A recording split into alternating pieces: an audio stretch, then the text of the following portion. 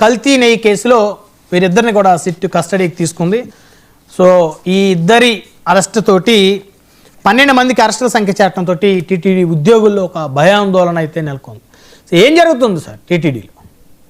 ఒకటి, తిరుమల తిరుపతి దేవస్థానానికి సంబంధించి శ్రీవారి ప్రసాదాలకు సంబంధించి కల్తీ నెయ్యి అని మొదట ఇప్పుడు అంటున్నాం. కానీ ప్రారంభంలో చేసిన ఆరోపణ నెయ్యి స్థానంలో జంతువుల కొవ్వుకు సంబంధించిన పదార్థాలు వాడేశారు అన్నది ఆ రోజు అలిగేషన్. పవన్ కళ్యాణ్ గారు కూడా అయోధ్య పంపించినటువంటి 2 లక్షల లడ్లు కూడా నెయ్యి స్థానంలో వాడి పంపించారు, అపవిత్రం చేశారని చెప్పారు. ఒక రకంగా సంతోషించాల్సిన అంశం ఏంటంటే అట్లాంటి వాడలేదు, కల్తీ గురించి ఇప్పుడు మాట్లాడుతున్నాం. ఈ కల్తీ కారణాలు కూడా ఖచ్చితంగా వెలికి తీయండి, దీనికి బాధ్యులు ఎవరో శిక్షించండి, తప్పలేదు. అయితే ఈ విచారణ ప్రజెంట్ సుప్రీంకోర్టు ఆదేశాల మేరకు central bureau of investigation authority యొక్క విశ్వసనీయతమైన సంస్థ, అన్ని పార్టీలు అందరూ గౌరవించే, బహుశా భారతదేశంలో రెప్యుటేషన్ ఉన్న నెంబర్ 1 ఆర్గనైజేషన్, వారి పరిధిలో వారి పర్యవేక్షణలో విచారణ జరుగుతోంది.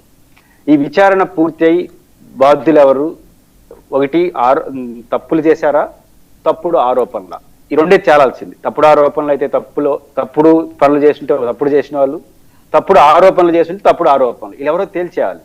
వీలైనంత తొందరగా ఇది తేలాలి, కఠినంగా శిక్షించాలి. అలా కాకుండా ఇది ఒక నిరంతరాయ చర్చగా, ప్రతిరోజు ఇది ఒక డిబేట్గా, ప్రధాన రాజకీయ పార్టీల మీద వైరానికి కేంద్రంగా మారిపోతే రాజకీయ పార్టీలకు ప్రయోజనాలు ఉండొచ్చేమో కానీ వ్యవస్థ దెబ్బతింటుంది. వ్యవస్థ మీద ప్రజల యొక్క భక్తుల మనోభావాలు దెబ్బతింటాయి. కాబట్టి పార్టీలు ఈ రోజువారీ డిబేట్లకు ప్రయారిటీ ఇచ్చేదాకన్నా వీలైనంత తొందరగా విచారణ పూర్తి చేసి తొందరగా బాధ్యులపైన చర్య తీసుకొని, నేను అన్నట్టు ఇంతకుముందు అన్నట్టు తప్పుడు పనులు చేశారా లేదా తప్పుడు ఆరోపణల, ఈ రెండు తేల్చేసి ఒక మంచి వాతావరణాన్ని క్రియేట్ చేస్తే మంచిది. కాబట్టి సుప్రీంకోర్టు కూడా వీలైనంత వరకు మనం అప్పీల్ చేయాలి, తొందరగా విచారణ పూర్తి చేయాలి, కాలపరిమితి వరకు చేయాలి. అంతవరకు రాజకీయ నాయకులు తమ దగ్గర ఏదైనా ఆధారాలు ఉంటే ఇన్వెస్టిగేషన్ అథారిటీకి ఇవ్వాలి. కానీ ఆ పని చేయకుండా మీడియా ముందు కూర్చొని టీవీ డిబేట్ లో కూర్చొని విచ్చలవిడిగా వాళ్ళ కారణం వీళ్ళ కారణం అని మాట్లాడుకుంటూ పోతే భక్తుల మనోభావాలు దెబ్బతింటే అది మంచిది కాదనేది నాది ప్రాథమికమైన అభిప్రాయం.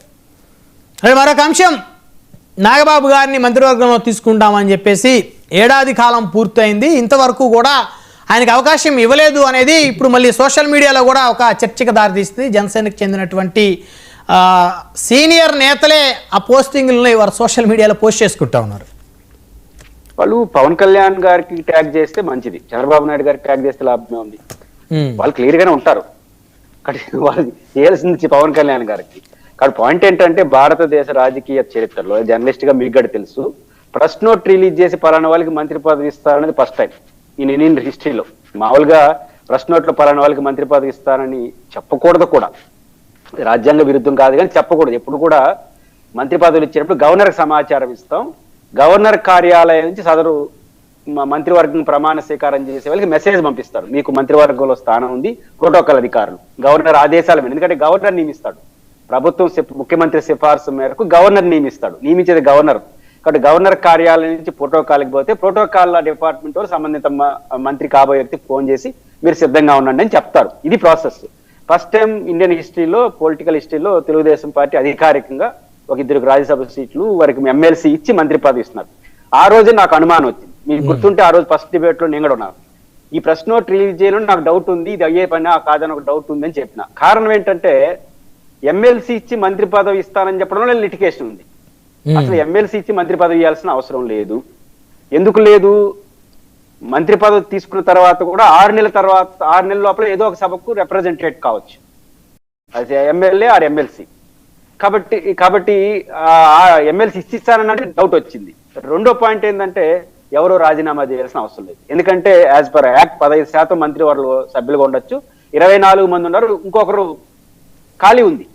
అంటే మంత్రి పదవి క్లియర్ గా ఖాళీగా ఉంది, ఒక పోస్ట్ ఖాళీగా ఉంది, ఇబ్బంది లేదు.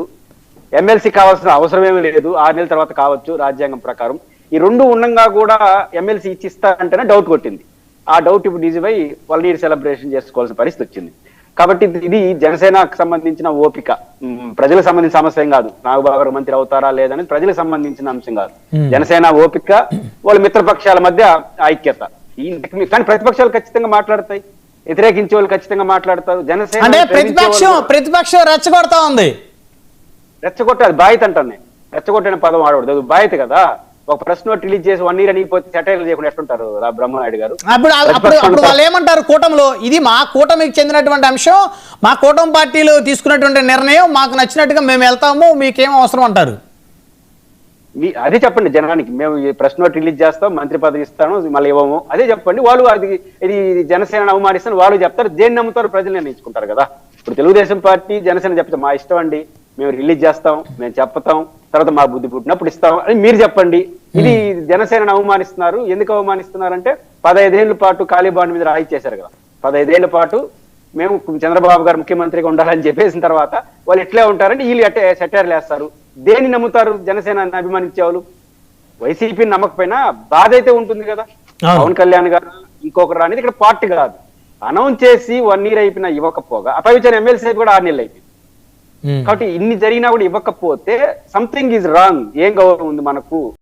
ఒకవైపు ఇది జరుగుతా ఉంటే ఇంకోవైపు పవన్ కళ్యాణ్ గారు ప్రతి మీటింగ్ లో 15 ఏళ్ళ పాటు చంద్రబాబు గారు ఉండాలి అంటున్నాడంటే కొంచెం ఆత్మాభిమానం దెబ్బతింటుంది కదా. పవన్ కళ్యాణ్ గారిని అభిమానించాల్సి జనసేన వాళ్ళ నుంచి అయితే మాకు లేదని జనసేన అనుకో, మనకు పోయింది లేదు, మాకేం లేదండి, మాకు లేని బాధ మీకెందుకు అని అన్నారనుకోండి, మీకు నాకు ఎవరికేం పోయిందే లేదు. కానీ అది ఐక్యతను వాళ్ళకి నష్టం వస్తుంది, అది ఫ్యూచర్ లో తెలుస్తుంది. దీని ఎప్పుడు కూడా రాజకీయ పార్టీలు విడిపోయేంత వరకు కమ్మగానే మాట్లాడుకుంటుంటారు. విడిపోయిన తర్వాత